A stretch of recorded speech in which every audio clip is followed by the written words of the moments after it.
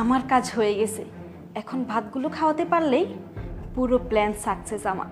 তারপরে সব সম্পত্তির মালিক আমি হব, আমার বয়ফ্রেন্ড নিয়ে রাজত্ব করবে এই বাসায়। এতদিন আমাকে অনেক জ্বালিয়েছিস, আজকে এই খাওয়া হবে তোর জীবনের শেষ খাওয়া।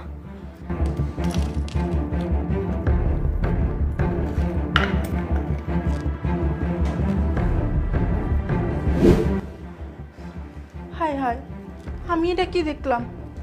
ম্যাডাম স্যারের ভাতের লগে কাঁচের বোতলের গুঁড়া মিশাইতেছে। না না, এই ভাত কিছুতেই স্যাররে খাইতে দেওয়া যাইব না। আমি এখন কি করি, কেমনি কথা আমি স্যাররে কমু, কি যে করি, কোনো কিছু একটা তো ভাবনই লাগবো। বুদ্ধি, আমি এভাবে বলবো, যাই। এই কই তুমি? তোমার খাবার রেডি, খেতে আসো। এই তো আসতেছি। কই খাবার রেডি?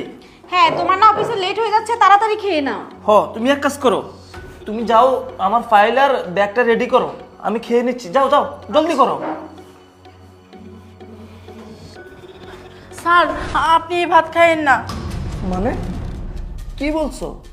আমি এই ভাত খাবো না কেন? আমি অফিসে যেতে হবে তো। স্যার, আপনি এই ভাত খাইয়েন না। আপনি যদি এই ভাত খান তাহলে মারা যাবেন। কি বলিস? এই ভাত খেলে আমি মারা যাবো মানে? স্যার, আমি ঠিকই কইতাছি, আমি নিজের চোখে দেখছি ম্যাডাম এই ভাতের লগে কাঁচের গুঁড়া মিশাইতেছে। ঠিকই তো কইতেছস, আমার ভাতের ভিতরে কাঁচের। আমি তো এগুলো কিছুই বুঝতেছি না, কে মিশাইছে এগুলা? এগুলা ম্যাডাম মিশাইছে, আমি নিজের চোখে দেখছি স্যার। তো ম্যাডাম আমার ভাতের ভিতরে কাঁচের গুঁড়া গুঁড়া করে মিশাইছে? না না, এটা কিভাবে সম্ভব? ও আমার ভাতের ভিতরে এগুলো মিশাবে? আমার তো মাথায় ধরতেছে না। তুই এক কাজ কর, যা, তুই চলে যা, আমি দেখতেছি বিষয়টা। আচ্ছা ঠিক আছে স্যার। আচ্ছা যা। কি ব্যাপার, এটা আমি কি দেখলাম? আমার ভাতের ভিতরে কাঁচের গুঁড়ো, তার মানে কোনো একটা রহস্য অবশ্যই তো আছে। যে করে হোক সেটা আমাকে জানতে হবে। এক কাজ করি, একটা প্ল্যান করে বাসা থেকে আমাকে বের হতে হবে, তারপর বাকি ঘটনা আমি জানতে পারবো। এই যে নাও, তুমি এখনো খাও নাই? কত লেট হয়ে গেছে, একবার দেখছো তুমি? এই তো খাচ্ছিলাম তো। আর আর বলো না, ও যে আমাদের বাসার কাজের মেয়েটা আছে না, ও আমার কাছে এসে এখন বলতেছে ওর নাকি ছুটি লাগবে, তাই আর কি ওর সাথে কথা বলতে বলতে লেট হয়ে গেছে। আচ্ছা বসো, তুমি আমার সাথে বসো, আমরা দুজনে একসাথে খাই। বসো। আচ্ছা, তুমি খাওয়া শুরু করো। আমি খাওয়া শুরু করব মানে? তুমি আমার সাথে খাবা, আমি তোমাকে খাইয়ে দিব, তুমি আমার সাথে খাও। আরে না না, আমি এখন খেতে পারবো না। দেখো না, আজকে আমি তোমার জন্য কত সুন্দর করে তোমার পছন্দের ছোট মাছ রান্না করেছি, শাক রান্না করেছি। তুমি জলদি করে খেয়ে অফিসে যাও তো। ও, তুমি আমাকে খুব যত্ন করে এই ছোট মাছ আবার শাক এগুলো রান্না করে খাওয়াও, তাই না?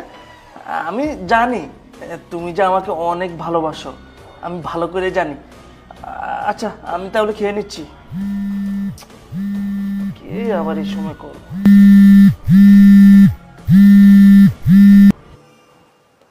হ্যালো, হ্যাঁ বন্ধু বল। কি বলিস তুই? কখন স্টক করছে? আচ্ছা ঠিক আছে বন্ধু, আমি এখনই বের হচ্ছি। আমি এখনই বের হচ্ছি। আচ্ছা আচ্ছা, তুই রাখ। কি ব্যাপার, কি হলো? আরে ওই যে সজীব আছে না, সজীবের আম্মু নাকি স্ট্রোক করছে, হসপিটালে নিয়ে যাচ্ছে। আমি এখনই বের হতে হবে, আমি এখন খেতে পারবো না। তুমি থাকো, আমি যাচ্ছি। আরে কি বলো, আজকে তো তোমার অফিসে একটা ইম্পর্টেন্ট মিটিং আছে, তুমি বললা। এখন খেয়ে নাও। শুনো, আমার অফিসের ইম্পর্টেন্ট মিটিংয়ের চেয়ে আমার বন্ধুর মায়ের জীবন বাঁচানো আমার কাছে গুরুত্বপূর্ণ, তাই আমি যাচ্ছি, থাকো তুমি। আরে শোনো না, খাবারটা খেয়ে যাও, খাবারটা খেয়ে বের হও। দেখো, আমি ইমার্জেন্সি একটা কাজে বের হচ্ছি, তাও তুমি আমাকে জোর করতেছো। বললাম না এখন খাওয়া যাবে না, আমাকে এখন বের হতে দাও। আরে শোনো, ধুর, আজকেও প্ল্যানটা সাকসেস হয়নি। এত কষ্ট করে ভাতের মধ্যে কাঁচের গুঁড়া মিশালাম, ভাবছি এটা খাওয়ালে আজকেই ও শেষ হয়ে যাবে আর আমার সব প্ল্যান সাকসেস হবে, কিন্তু কিছুই হলো না। কি করি এখন? যাই জিসানকে একটা কল দিয়ে আসতে বলি, তারপর বাকি প্ল্যান করব। কি রে ভাই, দেখে শুনে যাবেন না? দেখে শুনে যাব না? আমি কি দেখে শুনে যাচ্ছি না? আপনি কে, আর এই বাসায় ঢুকেন কেন? আমি কে এটা আপনার জানা লাগবে না, আমার একটু কাজ আছে উপরে, তাই আসছি। উপরে কাজ আছে, দেখে শুনে চলবেন না? শরীরের সাথে এইভাবে ধাক্কা দিলেন। আচ্ছা হয়েছে, যান।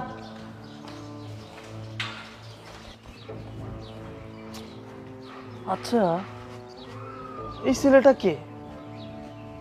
ওরও তো আমি চিনলাম না। ও আমাদের বাড়িতে কেন ঢুকবে? বললো উপরে কাজ আছে। উপরে ওর কিভাবে কাজ থাকতে পারে? ও তো আমার অপরিচিত। কোনো কারণ আছে, আমি দেখি। আসো যান। আচ্ছা, তুমি তো জলদি কিভাবে আসলে? আরে তুমি যখন ফোন দিছো তখন আমি তোমার বাসার আশেপাশে ছিলাম, এই জন্য তাড়াতাড়ি চলে আসছি। জানো, আজকে না আমি অনেক ভয় পেয়েছিলাম। আমি যখন তোমার বাসায় আসতেছি তখন গেটের সামনে তোমার হাজবেন্ডের সাথে আমার ধাক্কা লাগে।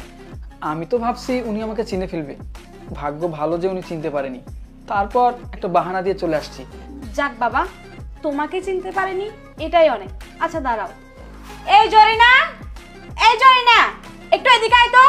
জি ম্যাডাম, আইতাছি। জি ম্যাডাম, বলেন। এই শোন, মেন গেটে তালাটা দিয়ে দিবি। আর হ্যাঁ, একটা কথা কান খুলে শুনে রাখ, আমার বয়ফ্রেন্ড যে আমার বাসায় আসছে এটা যেন তোর স্যার ভুলেও জানতে না পারে। যদি জানতে পারে তাহলে তোকে আমি একদম খুন করে ফেলবো। কথাটা মাথায় রাখিস, ভুল করেও তোর স্যারের কানে যেন কিছু না যায়। এখন যা এখান থেকে। আচ্ছা ম্যাডাম। আচ্ছা, আমি যে তোমাকে প্ল্যান দিলাম ওইটা কি করলা? তোমার হাজবেন্ডকে দেখলাম বাইরে চলে গেল। আরে আর বলো না, আজকে তো আমি ওর ভাতের সাথে কাঁচের গুঁড়া মিশালাম, ভাবছি আজকে খাওয়ালে আজকে এই দুনিয়া থেকে বিদায় হবে। কিন্তু হঠাৎ করে ওর একটা ফোন আসলো, আর ফোন আসার সাথে সাথে ও বের হয়ে গেল। ভাত খেলো না, আর প্ল্যানটাও সাকসেস হলো না। কি করব বলো তো? কোনোভাবেই কিছু করতে পারছি না। এই আপদটাকে দুনিয়া থেকে সরাতে পারছি না, আর এই সব সম্পত্তি আমার নামেও করতে পারছি না। তোমাকে দিয়ে কিচ্ছু ঠিক মতো হয় না।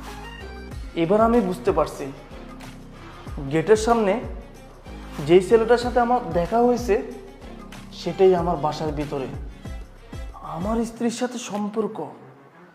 ও আচ্ছা আচ্ছা, এই জন্যই তো সকালবেলা কাজের মেয়েটা আমাকে সব কিছু বলে দিয়েছে যে আমার ভাতের সাথে কেন যে কাঁচের গুঁড়া মিশাইছে। আজকে তোর খবর আছে। আরে এখন আবার কে আসলো? জরিনা, এই জরিনা, দেখ তো কে আসলো। জি ম্যাডাম, দরজা খুলতাছি।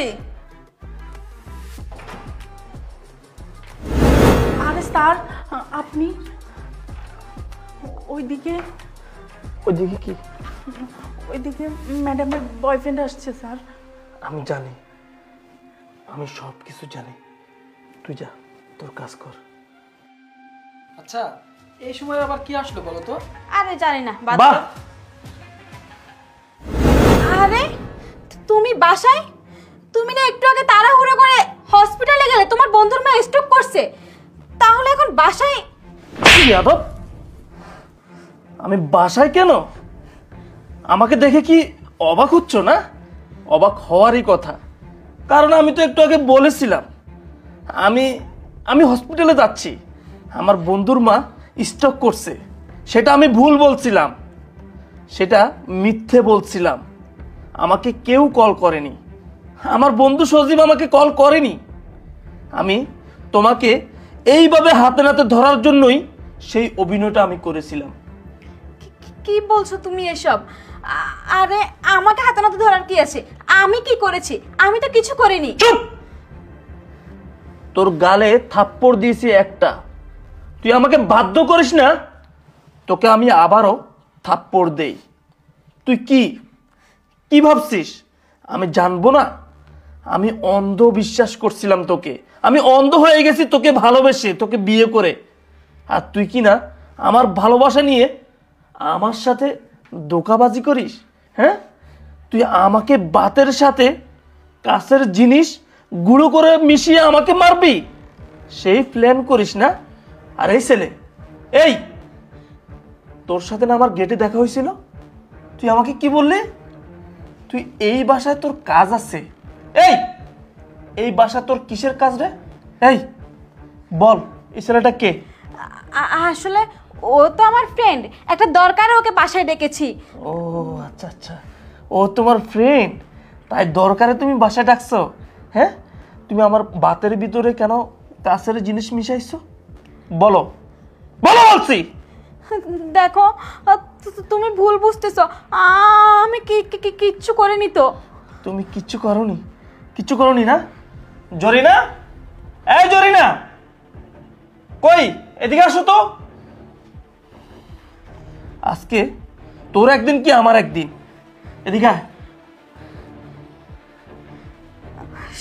শোনো, তুমি আমার কথাটা একটু শোনো। তোমার কথা কি শুনবো? জরিনা বল, তুই সকালে আমাকে কি বলছিলি? স্যার, আমি তো আপনাদের সব কইছি। ম্যাডাম আপনার ভাতের সাথে কাঁচের গুঁড়া মিশিয়ে আপনারা মারতে চাইছিল। আর আপনি যখন অফিসে চলে যান তখন প্রতিদিন এই ফোলাডারে লয়ে বাসায় আইয়ে ম্যাডাম। আচ্ছা আচ্ছা, শুনলা তো? যা জরিনা, তুই এখান থেকে যা। শুনলা তো এবার আমি কিভাবে জানতে পারছি তুমি যে আমার বাতের সাথে কাঁচের গুঁড়ো মিশিয়ে আমাকে দুনিয়া থেকে সরাইতে চেষ্টা করতেছো? সেটা আমি সকালেই জানতে পারছি। ঠিক তখনই আমি ভেবে নিয়েছি তোমাকে আমি হাতে নাতে ধরবো, তাই আমি কল আসার অভিনয় করেছি। আমার ফ্রেন্ড কল করেছে, আমি বাসা থেকে চলে গেছি। আর যাওয়ার সময় এই ছেলের সাথে আমার দেখা। সে আমাকে বলে আমার এই বাসায় নাকি তার কাজ আছে। তখন আমার সন্দেহ হয়, আমি বাসার ভিতরে আসি আর দরজার আড়াল থেকে আমি সব কিছু শুনতে পাই। তুই আমাকে মেরে আমার সকল সয় সম্পত্তির মালিক হবি, সেই আশা আর তোর কখনো পূরণ হলো না। আর কি বললি, ও তোর ফ্রেন্ড না? এই মেয়েদের কোনো ছেলে ফ্রেন্ড থাকতে পারে না। তোর এই ফ্রেন্ডকে নিয়ে আমার বাসা থেকে বেরিয়ে যা। আমার এই বাসা নোংরামি করার বাসা না, চলে যা আমার এই বাসা থেকে। তোর সাথে আমার কোনো সম্পর্ক নেই, তোকে আমি ডিভোর্স দিয়ে দিব। চলে যা বলছি, যা বেরিয়ে যা।